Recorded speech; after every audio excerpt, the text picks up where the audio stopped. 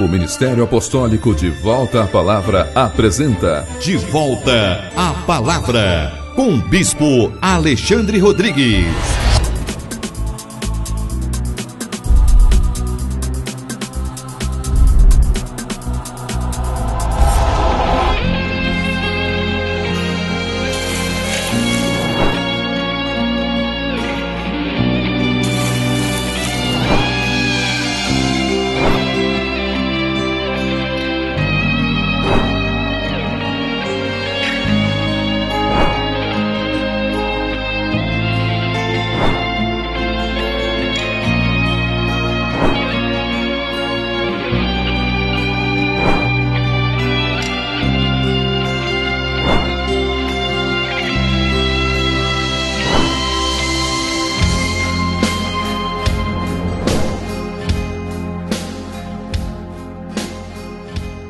Bom dia, toda honra e toda glória sejam dadas ao nosso Senhor e Salvador Jesus Cristo, ao Senhor da igreja e a todos vocês que estão em casa, graça e paz vos sejam multiplicadas. Este é o programa De Volta à Palavra, um programa feito para a edificação do corpo de Cristo, um ministério comprometido com a verdade de Deus, um ministério que se preocupa em ministrar mensagens sólidas, mensagens que de fato vão consolidar, vão edificar a fé de todos aqueles que creem em Jesus, daqueles que aguardam pela sua segunda vinda. Todos os sábados, neste mesmo canal, neste mesmo horário, nós ministramos a palavra de Deus e convidamos a vocês a então nos acompanharem nessas ministrações, porque certamente Deus vai ricamente abençoá-los com a sua palavra. Vocês também poderão ter comunhão conosco em uma de nossas extensões ministeriais, aqui em Taguatinga, todos os domingos, às 18 horas, neste endereço que está aí no seu televisor, QNE 19, lote 40, Taguatinga Norte. Venha ter comunhão conosco, venha receber da palavra de Deus, venha adorar o Deus triuno, venha ser ministrado pela poderosa palavra de Deus, que nos salva, que nos cura, que nos liberta e, sobretudo, que nos prepara para a segunda vinda de Cristo.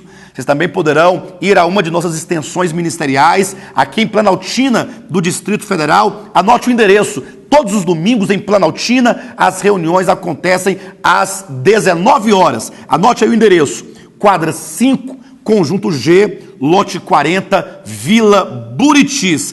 Todos os domingos às 19 horas. E também em Goiânia. O nosso ministério está em Goiânia e agora o programa de televisão chega a Goiânia. E também vocês, irmãos de Goiânia, agora podem ter comunhão conosco. Anota o endereço de Goiânia, Avenida Rio Negro, quadra 189, lote 18, Parque Amazônia. Aos domingos também, às 19 horas. Lembrando que aqui em Taguatinga, aos domingos, a reunião acontece às 18 horas. Sejam todos vocês muito bem-vindos e vamos então buscar a Deus, vamos crescer em vida, vamos aguardar pela vinda gloriosa de nosso Senhor e Salvador Jesus Cristo. Quero convidá-los a pegarem suas Bíblias e então nos acompanharem em mais uma ministração da palavra. Nós estamos aqui ministrando as cartas proféticas de Apocalipse, capítulos 2 e 3. Lembrando que essas 7 cartas são cartas proféticas, isto é, quando Jesus então ministrou essas palavras, essas cartas a essas igrejas, era a intenção do seu coração ministrar uma profecia a respeito da sua igreja em toda a terra, ao longo de todo o tempo de sua existência, desde o primeiro século, ou o final do primeiro século da era cristã, até os dias atuais. Éfeso, a primeira carta, aqui indicando profeticamente a igreja no final do primeiro século, e então Laodiceia, a última das 7 cartas, apontando para os dias finais da história da igreja, antes da segunda vinda de Cristo. De modo, quando se lê essas cartas progressivamente, dentro do seu eixo histórico, Éfeso, Esmirna, Pérgamo, Tiatira, Sardes, Filadélfia e Laodiceia, nós então temos uma imagem, nós temos uma revelação a respeito da história da igreja, e você então poderá constatar que Jesus profetizou de fato a sua história, profetizou seus altos, os baixos, seus acertos, seus desvios, sua apostasia, com o fim de, ao revelar a nós a história da igreja, ao revelar os erros da igreja, os desvios da igreja, então ele pudesse nos advertir e nos convidar a um procedimento de arrependimento, de mudança de mente, de mudança de comportamento, de mudança doutrinária e então de mudanças nos procedimentos da adoração, com o fim de então caminharmos na verdade. Eu tenho certeza que você que está em casa, você que é crente em Jesus Cristo, você que ama Jesus e você então que crê na sua palavra, na palavra escrita de Deus, eu tenho certeza que você deseja ser um cristão vencedor. Conforme ao final de cada uma das cartas, o Espírito Santo diz: quem tem ouvidos, ouça, ao vencedor. Ou seja, aqui nós temos situações de degradação. Cada uma das cartas apontando para as várias partes da história da igreja, mostra como que os erros, né, foram sucumbindo à igreja, e então o Espírito Santo reagindo e convocando os cristãos,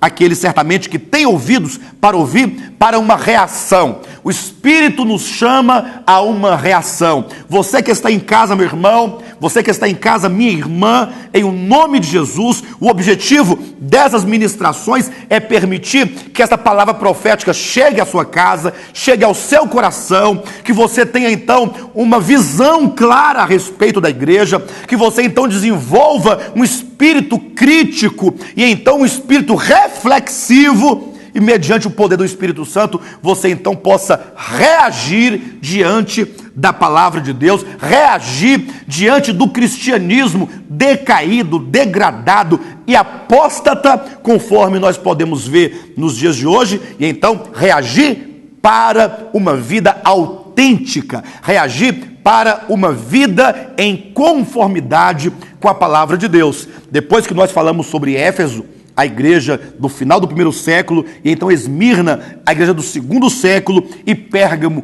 a igreja do terceiro, quarto e quinto século, chegamos na semana passada à igreja em Tiatira, a igreja medieval, o que historicamente é conhecida por igreja católica apostólica romana. É importante que nós possamos fazer as devidas conexões, porque na carta anterior, carta à igreja em Pérgamo, nós falamos que ali houve um casamento. A grande prova está na própria palavra, no próprio termo Pérgamo, que quer dizer casamento. Então houve uma união incestuosa, quando a igreja, que até então era uma erva frágil, que até então era uma hortaliça, que até então era um pequeno rebanho, quando então esta igreja se casou com Roma, se casou com o paganismo, se casou com o Estado, e então com este casamento, com a consolidação deste casamento, surgiu Tiatira, cujo nome Tiatira significa sacrifícios. É por isso que logo na abertura dessa carta, Jesus vai nos falando sobre as muitas obras sacrificiais dessa igreja. Não somente obras que ela própria praticava, por ser obras numerosas, obras que exigiam do homem o sacrifício humano, mas também aponta para os constantes sacrifícios, conforme se diz teologicamente, pelas próprias autoridades da instituição romana, que todas as vezes, todos os dias, quando se reúnem para celebrar a Eucaristia, ali acontece efetivamente o sacrifício do Filho de Deus. Nós vamos ver isso bem posteriormente em ministrações ainda nesta carta, que isso também diz respeito aos mistérios ocultos desta igreja de Tiatira, desta igreja medieval. Hoje queremos dar uma atenção especial ao versículo 20. Acompanhe-nos, Apocalipse capítulo 2, versículo 20, quando Jesus denuncia a igreja de Tiatira, dizendo: tenho, porém, contra ti o tolerares que essa mulher, Jezabel, que a si mesma se declara profetisa, não somente ensine, mas ainda seduza os meus servos a praticarem a prostituição e a comerem coisas sacrificadas aos ídolos. Queridos, neste versículo, nesse único versículo, nós temos muitas coisas a compreender, a extrair desse texto. Primeiro, é dito que Jesus tem contra esta igreja de Tiatira, essa igreja medieval, o fato de eles tolerarem que essa mulher, Jezabel, ensine e também seduza os servos de Deus a praticarem a prostituição. Entra aqui uma figura simbólica, profética de Jezabel. E alguém perguntou: ora, pastor, o que Jezabel tem a ver com a igreja de Tiatira? Jezabel, porventura, não é uma personagem do Antigo Testamento, lá do reino de Israel, mulher de Acabe? Sim, é verdade. O fato é que Jesus, querendo mostrar o que acontecia no interior desta igreja medieval, o que ele fez? Ele recorreu ao Antigo Testamento para tomar ali, por empréstimo, uma figura que expressa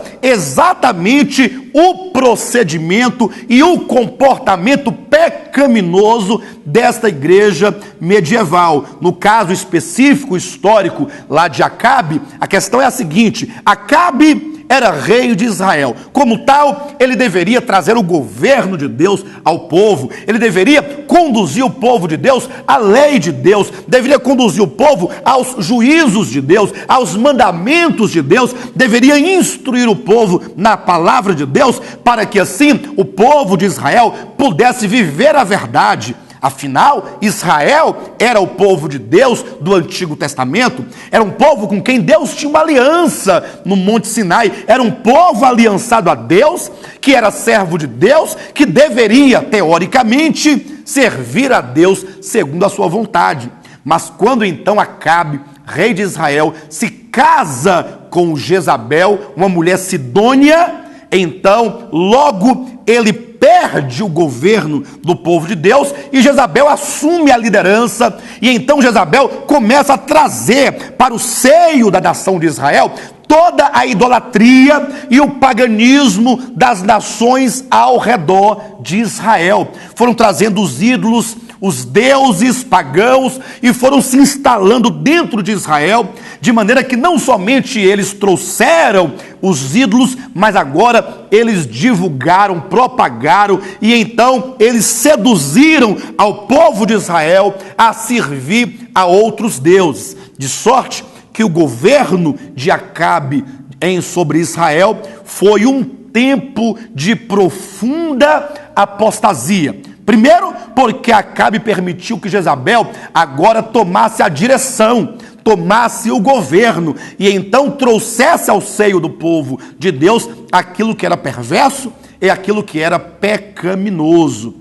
Jezabel, então, mandou matar a todos os profetas que se levantavam e se insurgiam contra a apostasia do povo de Israel. Na medida que os profetas iam profetizando contra tal procedimento, Jezabel então mandava matar aos profetas de Deus. E isto que acontece na história do Antigo Testamento se repete na história da igreja. Então essa Jezabel aqui de Tiatira, da igreja medieval, é uma mulher simbólica.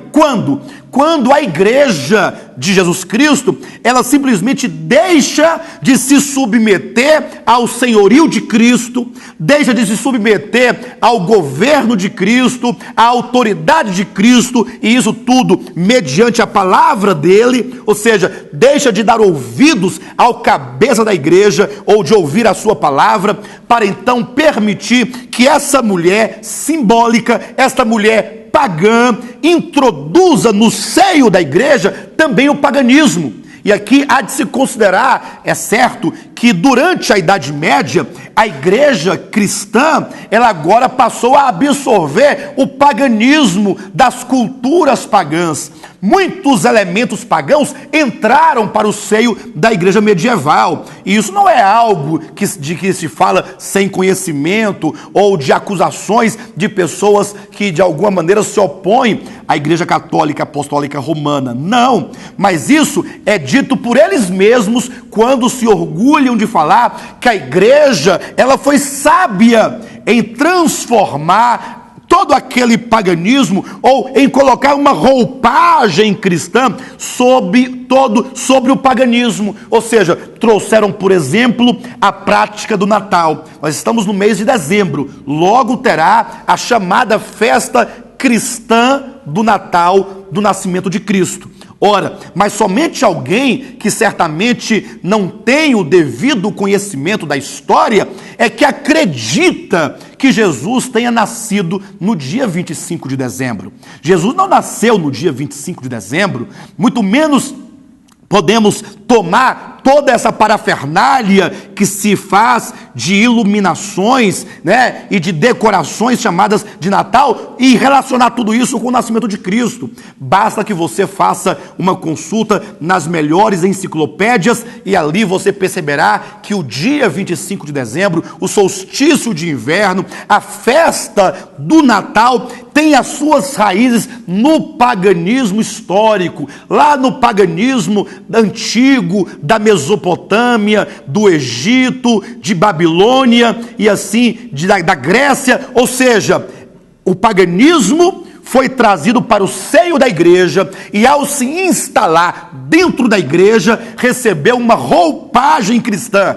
recebeu nomes cristãos. Então, ao invés de falar que é o nascimento do Deus Sol, do Sol invicto, não, é o nascimento de Jesus. E assim, a igreja foi absorvendo práticas pagãs, foi absorvendo idolatria, foi absorvendo feitiçarias, tudo em nome de Jesus, em nome de apóstolos, em nome do que dizem de santos. De sorte que, se você for reconstruir a história de cada um desses elementos, você chegará até ao paganismo da antiguidade. Quando a igreja ela sai de debaixo do senhorio de Cristo, de atender à voz de Deus, aquilo que ele diz que é, para então seguir a própria igreja como sendo ela a autora da verdade, aí gera apostasia. Veja o que diz o texto sagrado, Apocalipse capítulo 2, versículo 20.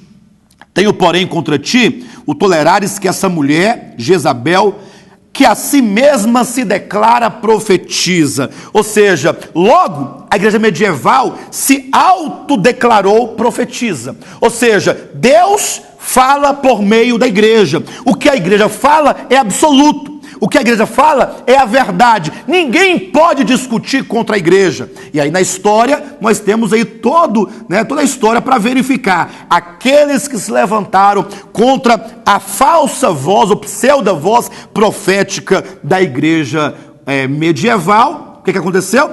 À semelhança de Jezabel, foram mortos nas fogueiras. De sorte que aqui Jesus, ele declara, ele mostra como que essa igreja agora se autodeclara, se autopromove, profetiza, e agora ela se julga ser a voz de Deus. E aqui nós estamos dentro de um terreno muito perigoso, porque não somente a igreja medieval ostenta, na verdade, essa posição, ou usurpa essa posição, e se coloca como tal, como profetiza, mas também, hoje em dia, a maioria das igrejas evangélicas estão na mesma condição. E talvez você diga: pastor, não estou entendendo o que você está dizendo, que a maioria das igrejas evangélicas estão na mesma condição? Sim, porque de duas uma, ou a igreja, o ministério A, B ou C, ele se submete completamente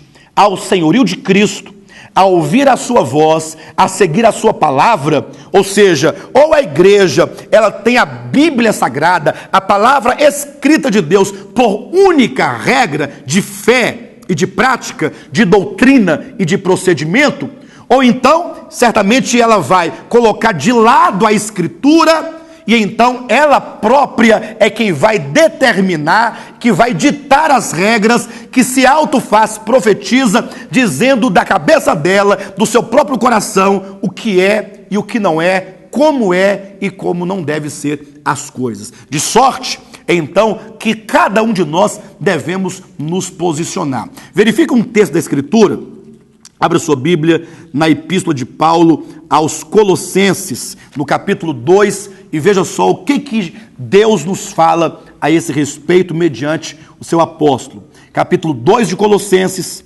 versículo 18 e 19, quando diz: ninguém se faça árbitro contra vós outros, pretextando humildade e culto dos anjos, baseando-se em visões, enfatuado, sem motivo algum na sua mente carnal, e não retendo a cabeça, da qual todo o corpo, suprido e bem vinculado por suas juntas e ligamentos, cresce o crescimento que procede de Deus. Queridos, vejam a importância desse texto paulino.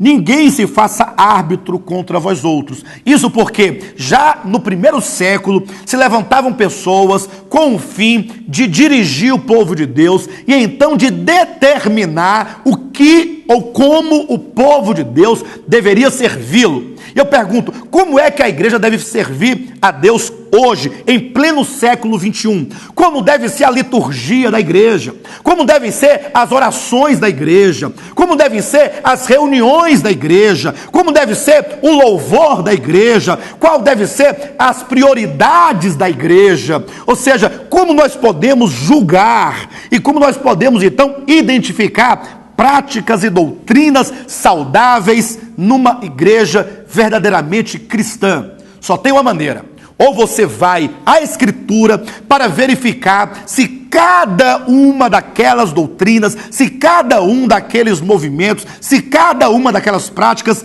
estão ou não de acordo com a Bíblia. O grande problema nos dias de hoje é exatamente aquilo que o apóstolo Paulo profetizou em 2 Timóteo, no capítulo 4, dizendo que nos últimos dias a apostasia seria tamanha que as pessoas iriam rejeitar ouvir a verdade. Elas iriam se recusar a dar ouvidos à verdade. E isso nós temos visto acontecer nos dias de hoje. Nós vemos o quanto que as pessoas, eu não estou dizendo dos incrédulos, não, eu me refiro ao próprio povo de Deus, à igreja cristã, a dificuldade que se tem de se estabelecer um diálogo com um cristão, com um servo de Deus, um diálogo à luz da Bíblia. Logo, quando se colocar o primeiro elemento bíblico que se opõe a alguma prática do cristianismo, os cristãos fogem. Eu quero perguntar, até para você refletir, você que está em casa assistindo esse programa, por que os cristãos se recusam a ter comunhão na palavra de Deus?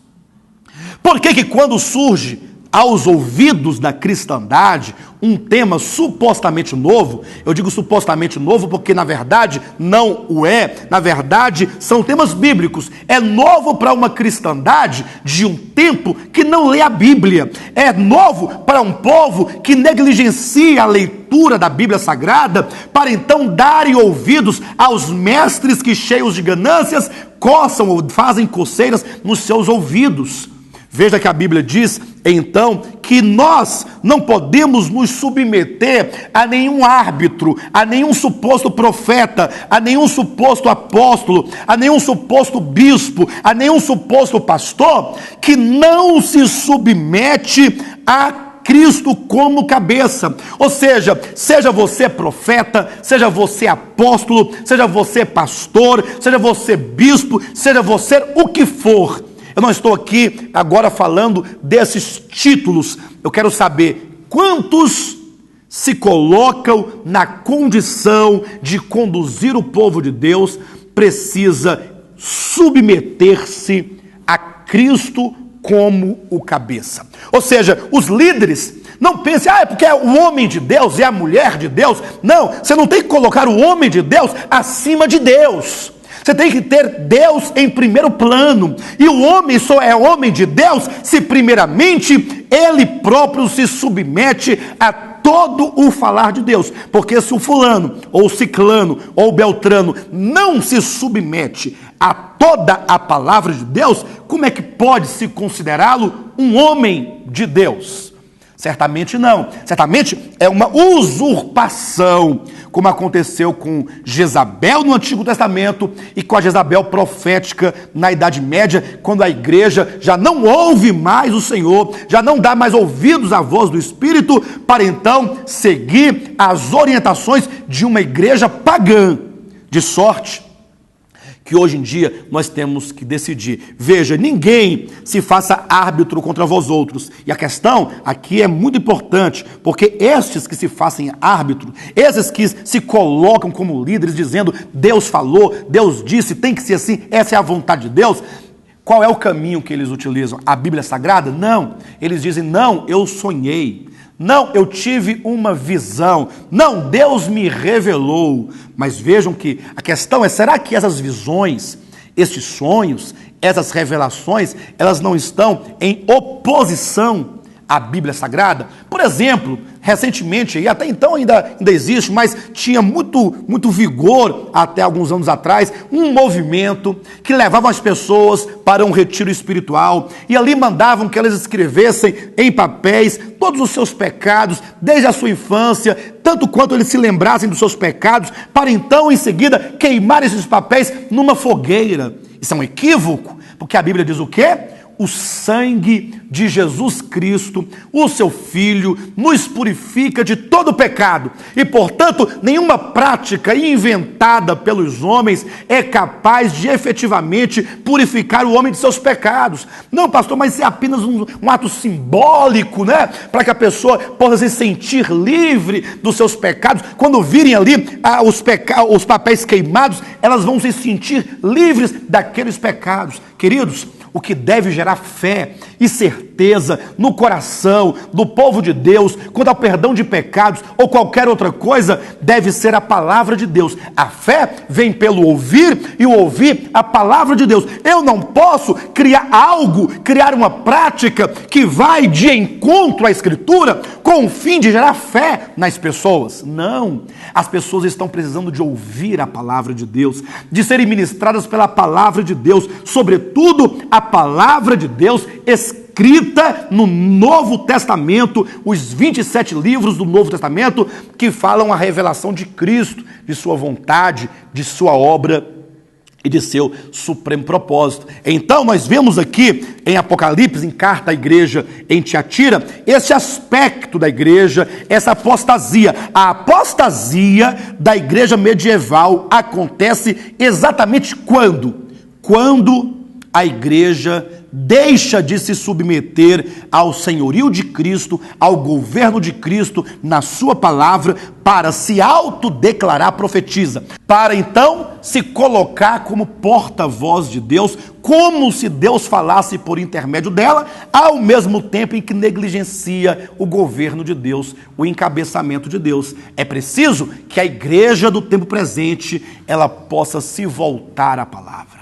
Na verdade, este programa é um convite para que você aí na sua casa, você pastor, você líder, você apóstolo, você obreiro, você membro, não importa a função que você exerça na casa de Deus, é um convite para que cada um de nós deixemos de lado todos os achismos, deixemos de lado todos os dogmas, e mesmo deixemos de lado tudo aquilo que nós achamos que é verdade e façamos uma releitura da Escritura. Façamos uma leitura do Novo Testamento, façamos uma releitura do Evangelho, leamos então uma vez, 2 vezes, 3 vezes, quantas vezes for preciso, para então nós resgatarmos a doutrina de Jesus Cristo e de seus apóstolos, para que uma vez resgatando a sã doutrina, possamos caminhar como verdadeiros filhos da luz, caminhar na verdade e assim tendo a certeza de que naquele dia, no último dia, seremos aprovados por Jesus Cristo. Eu quero deixar aqui mais uma vez o nosso convite para que vocês estejam conosco. Lembre-se, nós temos uma extensão em Planaltina, na quadra 5, Conjunto G, lote 40, Vila Buritis. Temos também a nossa extensão em Goiânia, Avenida Rio Negro, quadra 189, lote 18, Parque Amazônia. E aqui em Taguatinga, nós temos também aqui a nossa sede, na QNE 19, lote 40, Taguatinga Norte, onde nos reunimos constantemente para o estudo da Palavra de Deus. Quarta-feira, às 20 horas, estudo da Palavra, e domingo, às 18 horas, uma grande reunião de adoração e louvor ao Deus triuno. Eu convido a todos vocês a participarem de uma de nossas reuniões, em uma de nossas extensões, e eu tenho a plena convicção que Deus há de nos abençoar ricamente. Tenham todos vocês um bom sábado, e Jesus Cristo é o nosso Senhor.